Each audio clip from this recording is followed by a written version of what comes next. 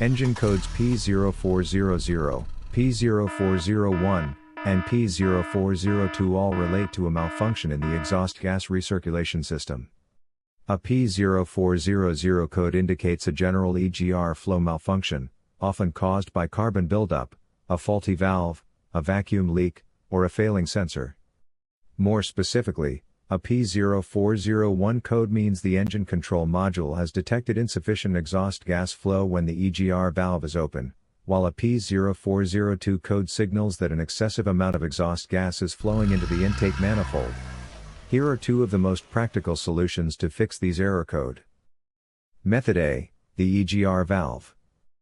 When looking at the engine from the front, the EGR valve is located towards the rear, just to the right of the center. First, carefully remove the EGR valve from your car. Then, turn the EGR valve upside down and fill it with WD-40 cleaner. Let it soak for 5 hours to allow the solvent to dissolve the carbon buildup. After the cleaned EGR valve has dried, reinstall it. If the valve is too dirty to be cleaned effectively, you may need to replace it with a new one. Method B, the intake manifold. The intake manifold sits on top of the engine and plays a key role in the combustion process.